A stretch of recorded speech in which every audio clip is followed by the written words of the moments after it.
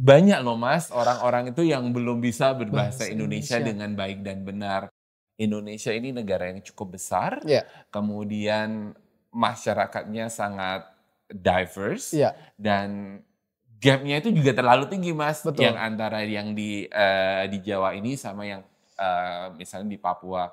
Jadi saya mengajar bahasa Indonesia untuk mahasiswa Amerika Iya? di Stanford. Yang waktu itu juga Wow, awal banget Mas, jadi mereka wah, nggak punya Indonesian department. Jadi awalnya bahasa Indonesia karena baru di Stanford 2005 itu cukup baru ya, mhm.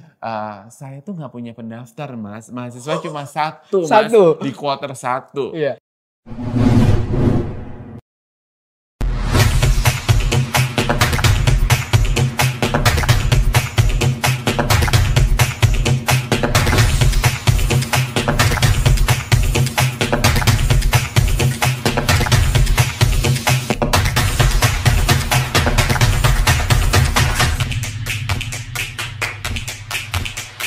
Halo leaders, selamat datang di podcast Hive Intelligence, podcast yang memberikan wawasan dan juga insight dari pemimpin dan juga expert terkemuka di Indonesia dan mancanegara. Masih bersama saya, Romora Edward Sitorus, senang sekali bisa diskusi dengan salah satu narasumber kita hari ini yang paling luar biasa, yaitu Mas Oni Afrianto Jamhari. Apa kabar Mas?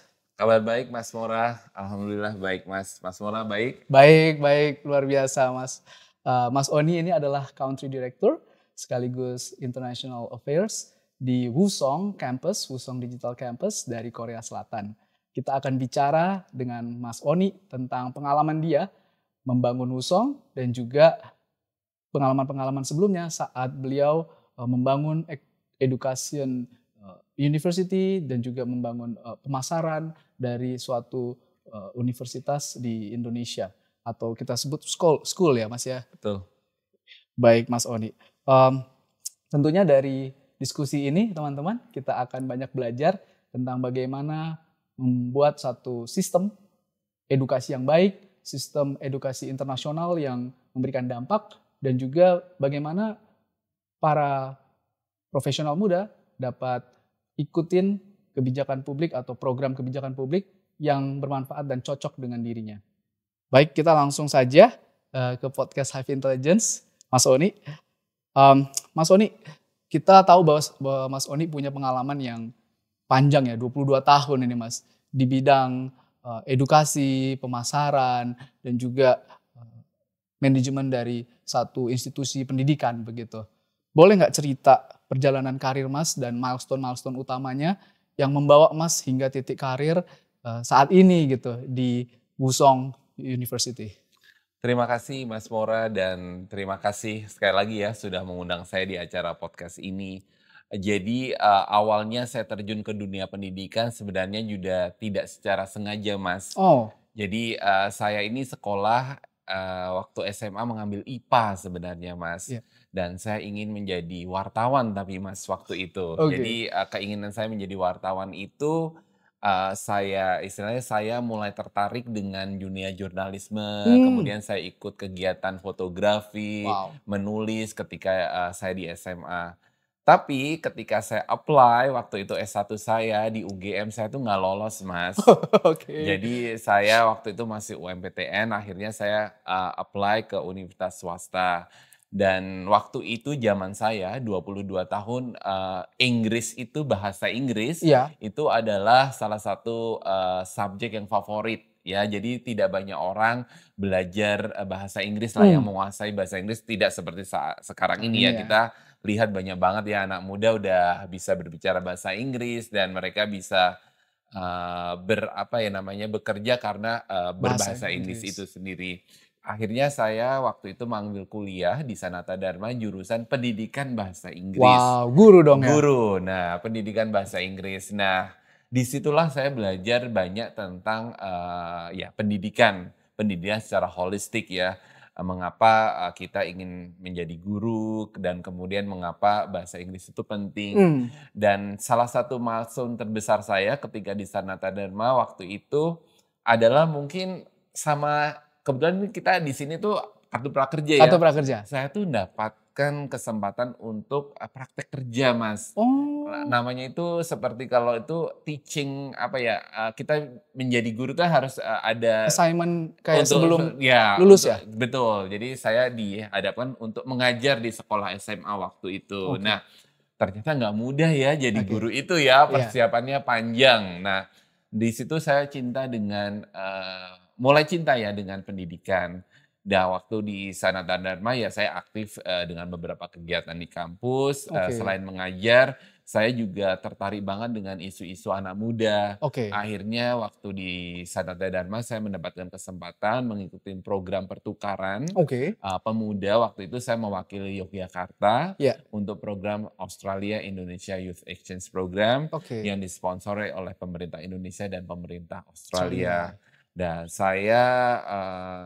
Dan saya kemudian pergi ke Australia dan saya di sana, mengajar, Mas. Mengajar? Mengajar, internship, magang saya itu karena program itu sebenarnya ada program magang dan Iya. juga tinggal dengan keluarga angkat. Nah, program magangnya saya tuh mengajar di Australia Mengajar waktu apa, itu. Mas? Saya mengajar bahasa Indonesia di SMA. Oh iya, mereka juga tertarik dengan bahasa Indonesia ya? Benar, ketika itu banyak sekali mahasiswa-mahasiswa atau anak-anak SMA yang pergi ke Indonesia untuk, belajar bahasa Indonesia. Oh. Dan setelah saya selesai magang saya di Australia, kemudian saya juga magang juga sebenarnya juga di Australia di, Iya, waktu yang tidak bersamaan karena saya ingin jadi jurnalis ya. iya. Saya, magang di sebuah kantor berita di, Australia. Wow. Nah, saya balik ke Indonesia, saya udah lulus tuh balik pulang ke Indonesia, pekerjaan saya akhirnya yang pertama adalah mengajar.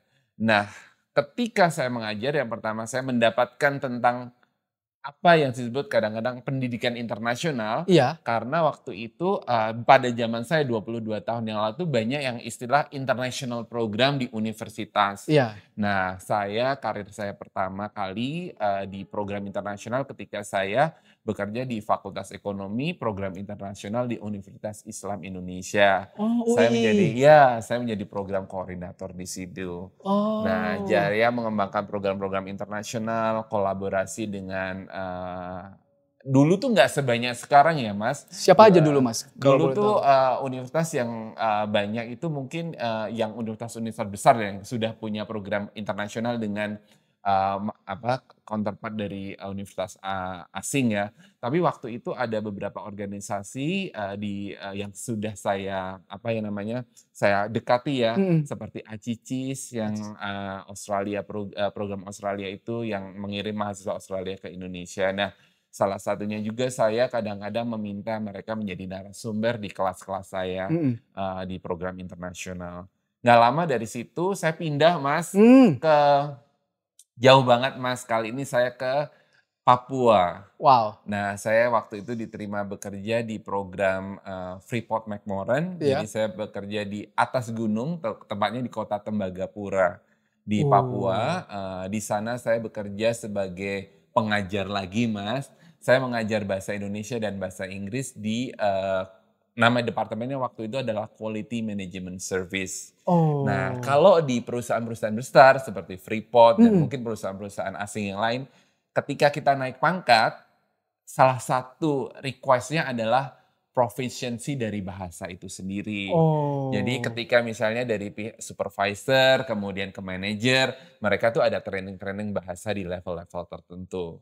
Nah, saya Oh. mengajar bahasa Inggris untuk, Freeport employee, Iya. tapi di satu saat saya juga mengajar bahasa Indonesia untuk orang-orang asing dari yang bekerja di Freeport. Kebetulan Freeport waktu itu banyak sekali, orang-orang asingnya dan saya mengajar itu. Dan yang menarik ketika saya di sana, saya juga dilibatkan di salah satu CSR ya kalau CSR. sekarang itu di Iya. Freeport namanya Papuan Development Program. Saya Oh. mengajar bahasa Indonesia untuk orang-orang Papua dan bahasa Inggris, Mas. Wow. Nah, banyak loh, Mas, orang-orang itu yang belum bisa berbahasa Bahasa Indonesia Indonesia. dengan baik dan benar dan juga, bahasa Inggris. Iya. Pengalaman itu, Mas, benar-benar ada di bekas saya ini ya, kepala saya bahwa Indonesia ini negara yang cukup besar, Iya. kemudian masyarakatnya sangat diverse Iya. dan gap-nya itu juga terlalu tinggi, Mas, yang Betul. antara yang di Jawa ini sama yang, misalnya di Papua. saya jatuh cinta akhirnya dengan Papua dan saya menghabiskan mungkin 1 tahunnya di Papua Iya. sebelum saya bekerja di Jakarta. Jadi setelah 1 tahun saya ingin eksplor lagi hal lain tentang pendidikan. Saya di Jakarta, saya bekerja di program pemerintah Amerika waktu Iya. itu, USAID. USAID. Project, saya mengerjakan sebuah project tentang pemerintah. Di situ saya berurusan tidak dengan bahasa, tapi dengan dengan kebijakan banyak publik. dengan ya pemerintah. Pemerintah. Karena kebetulan proyeknya itu tentang good governance Oh. yang kala itu juga sangat menarik ya Mas, untuk waktu itu tuh sangat menjadi isu-isu yang menarik Iya. lah waktu itu. Jadi bahasa, kemudian good governance tuh udah mulai Naik daun terekspos ya. naik daun.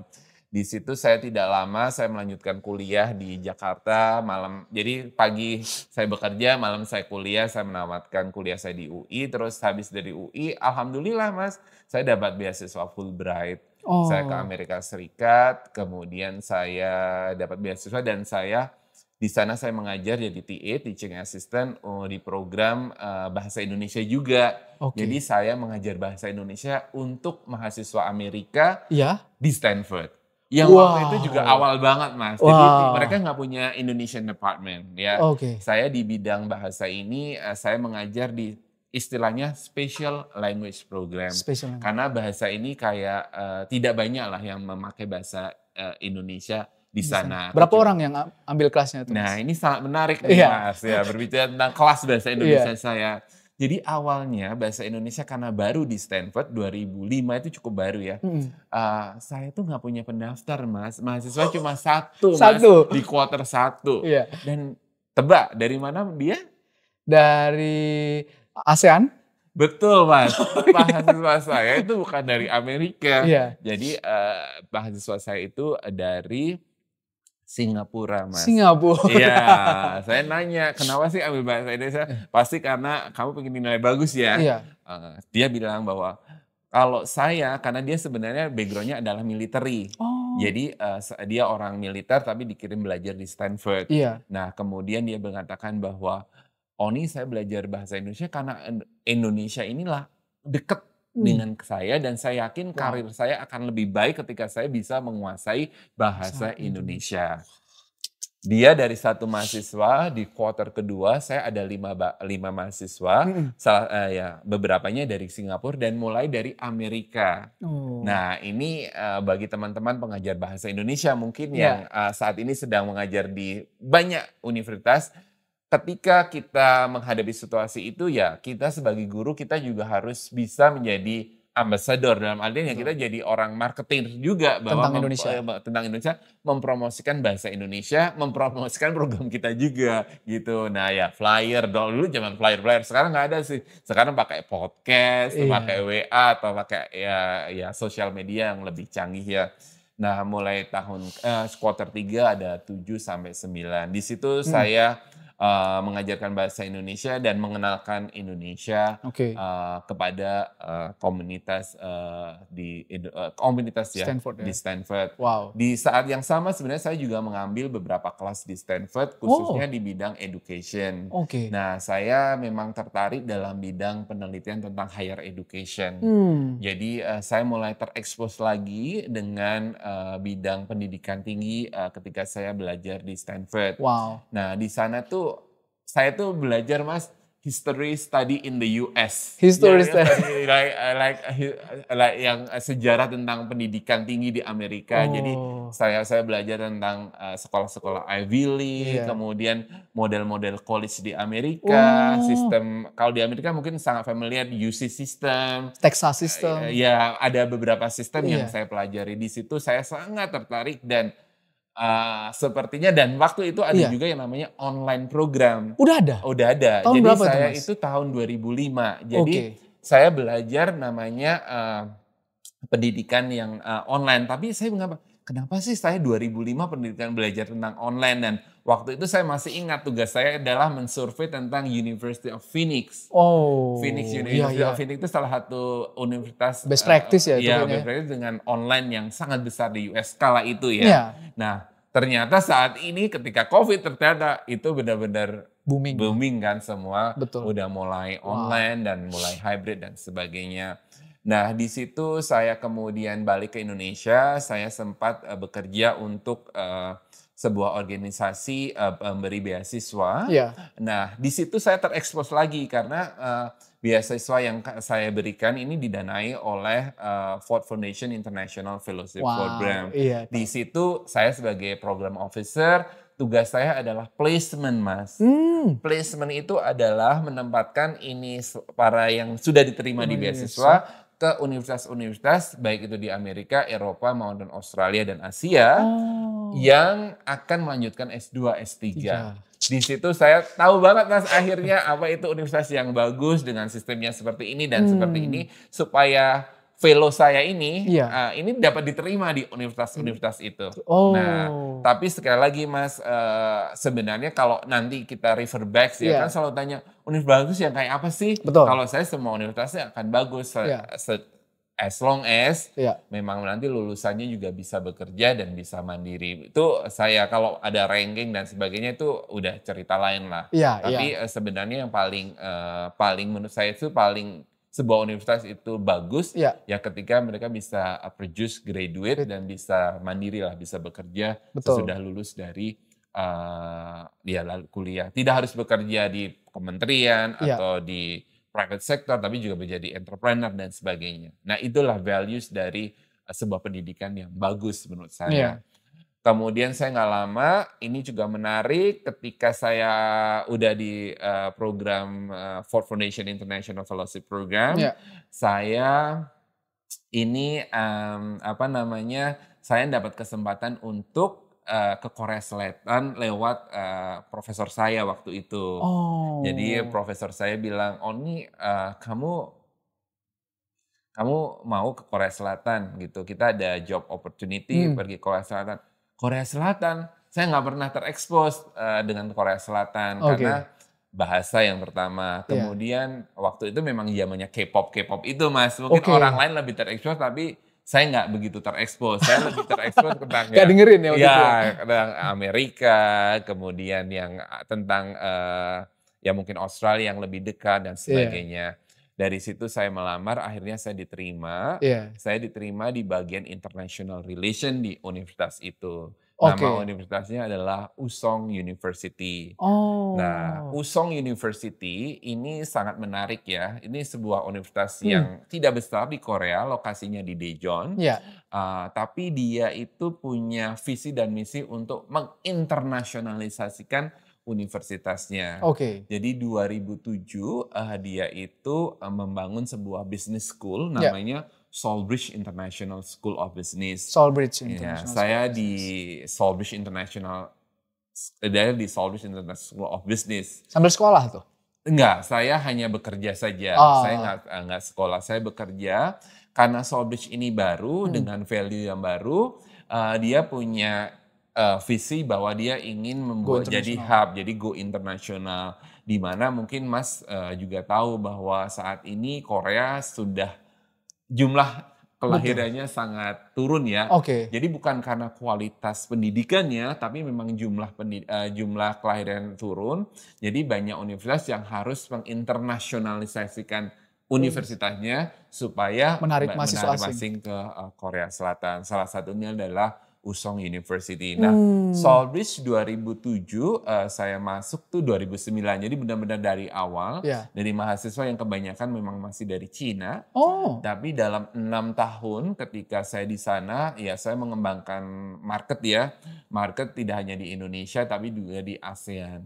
Nah, saya in charge untuk ASEAN, kecuali Vietnam dan Thailand ya. Nah, itu tanggung jawab saya dan alhamdulillah, business school itu berhasil, mahasiswanya 80% sekarang non-Korean. Seluruh Sawlbridge Business School, ya, 20%-nya Korea. Nah, dari 80% itu salah satunya yang paling banyak saat ini adalah dari Indonesia. Jadi Sawlbridge cukup sukses di Korea. Salah satu business school yang mungkin kalau Mas belajar bisnis itu yang ada akreditasi, namanya AACSB. Udah punya ya? Udah, dia itu yang paling muda waktu itu di Korea yang punya akreditasi.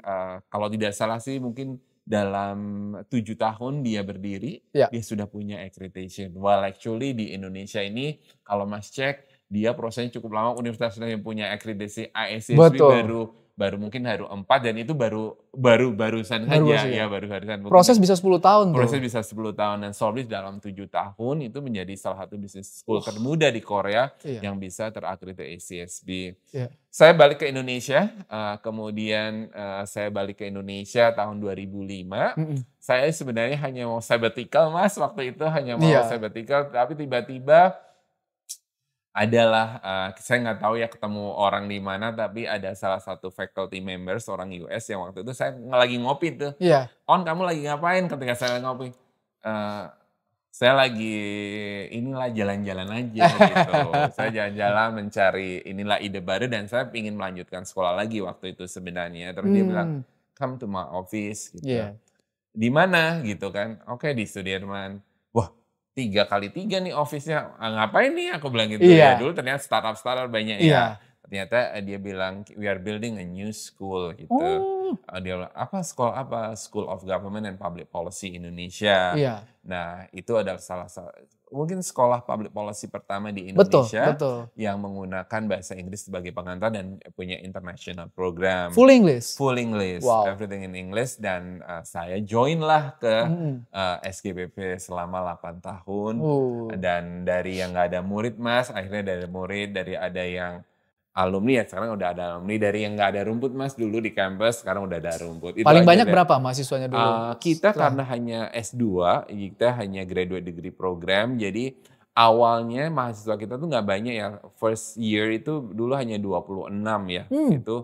Terus sempat turun juga Mas, 26, 13, tapi mulai Covid, iya. itu sebenarnya kita sangat terbantu ya. Oh, Karena apa? Karena kan udah online kan sebenarnya. dan SGPP itu online banget? Dulu waktu Covid Mas, sekarang kan nggak Oh, boleh ya, iya, kebijakannya sekarang harus karena kita offline ya offline lain ya. lagi. Waktu online tuh kita bisa mahasiswa kita bisa 2 kelas Mas, bisa Wih, 60.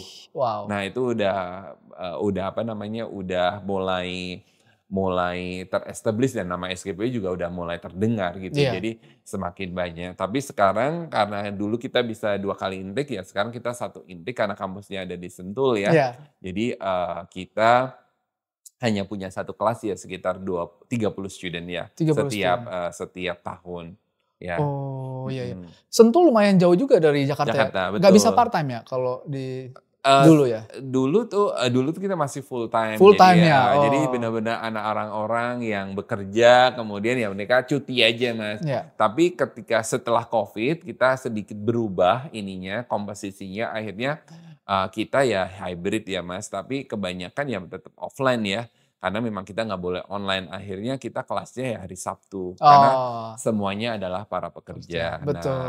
itu saya di situ ya saya mengelola sekolah itu, kemudian banyak berinteraksi dengan, mahasiswa, dosen yang, dari mana-mana juga. Betul, Akhirnya itu saya terekspos lagi ke pendidikan keneng. internasional. Oh, Nah, saya bulan ini sebenarnya Mas, saya mulai sabbatical nih sebenarnya. Saya mau oh, juga break juga sebenarnya.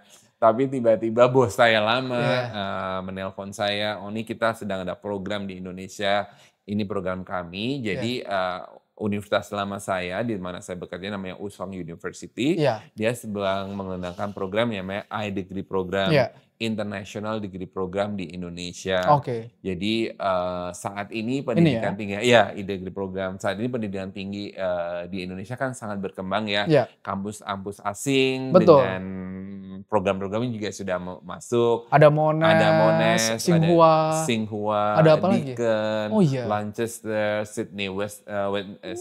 Western Sydney, dan juga mungkin dari Amerika is coming soon, dan Wah, juga seru ya? ini kayaknya, membuat, negara lain khususnya Korea juga ingin masuk nih. Wah, Nah, ini mengapa saya sekarang di sini iya, sebenarnya, di Usong University. Jadi, IDB program ini adalah, mungkin, salah satu inovasi, kampus kami juga, setelah Covid. Walaupun kampus kami di Korea sudah punya program S1, S2, S3 yang offline, iya, nah kita nyiptain program baru ini, program sebenarnya hybrid. Jadi, nanti 2 tahunnya akan kuliah di Indonesia, iya, online, iya, di mana saja, Di mana saja? Di mana saja karena itu memang, terekam, mata kuliahnya dia bisa akses di sistem learning management system kita, Oke. dan 2 tahun ke depannya, dia bisa, eee, ke Korea, Korea, tahun ketiga akan teman dan mendapatkan gelar tentunya dari, Wusong. Wusong. Kemudian, setelah itu kalau mereka ingin melanjutkan ke tempat lain juga bisa, atau kalau 3 dan 4 tahun ke-3 dan 4 mereka tidak mau di USONG, Iya. mereka juga bisa belajar di, partner university yang ada di USONG, yang kebanyakan adalah di Amerika dan di, Cina. Oke, Ya. jadi tahun pertama, tahun kedua itu bisa online di mana saja Iya. gitu ya. Tinggal akses online sistemnya, kemudian tahun 3 ke 4 Wusong atau Partner universitas university ya. Nah, lainnya.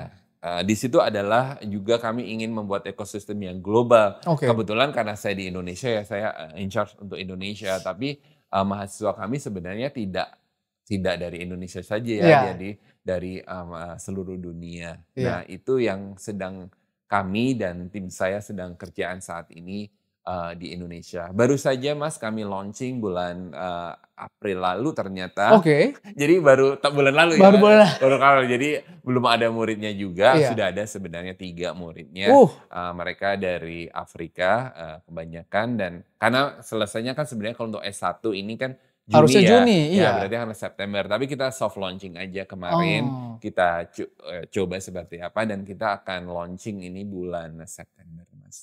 Berapa range untuk tuition fee-nya, Mas? Nah, kalau berbicara tentang tuition fee, kalau kita lihat universitas misalnya di Korea aja ya, saya tidak bicara tentang di Amerika yang sangat besar, Australia juga udah mulai besar ya.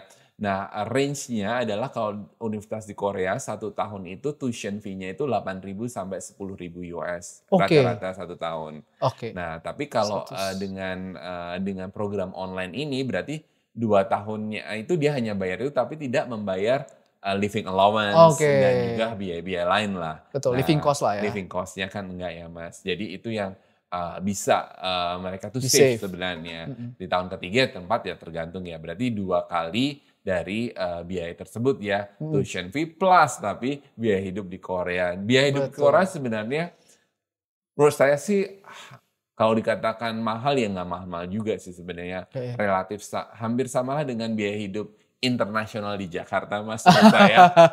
Oh gitu ya? Ya, di Jakarta biaya hidup di Jakarta cukup mahal, Mas, menurut saya ya. Ya ada kita orang lokal bisa banyak pilihan ya, tapi Iya. kalau udah ada sedikit internasional mahal, Mas. Kopi aja berapa sekarang? Betul, Iya bisa kan? 60.000 Starbucks. Iya, benar itu, Mas. Jadi biaya hidup di Korea sebenarnya relatively ya hampir samalah dengan di Jakarta yang kelas internasional gitu aja. Kemudian mahasiswa, nah ini yang menarik sebenarnya, kebanyakan mahasiswa di Korea itu tinggal di dormitory. Iya, betul. Jadi bukan tinggal di off campus lah istilahnya Iya. di luar atau nah kalau tinggal di dormitory di asrama biasanya lebih murah. Oke, wow, Iya. wow. Iya. Wah, menarik banget nih, Mas. Saya tuh masih ingat banget dengan sebuah kelas ya di Sanata Dharma, Iya. vocab, Mas. Vocab. Vocabulary. Jadi Iya. kami di semester 1 itu harus menghafal kata Iya. minimal 4.500 kata. Iya. Jadi menurut saya sih sudah nggak ada alasan lagi bahwa kita itu yang generasi muda saat ini nggak bisa bahasa Inggris ya. Kalau orang bilang, ih bahasa ini bakat, bahasa ini nggak bisa belajar. Enggak, semuanya bisa dipelajari, Mas. Apa yang harus kita persiapkan supaya kita menjadi produktif dan tidak menganggur adalah salah satunya pasti ya kompetensi kita. Iya. Itu skill set tuh harus lah, Mas. Iya. Skill set tuh memang harus kita bangun, misalnya terus ya. bahasa, kemudian ilmu yang kita pelajari apa, itu harus sudah kita punyai, Mas.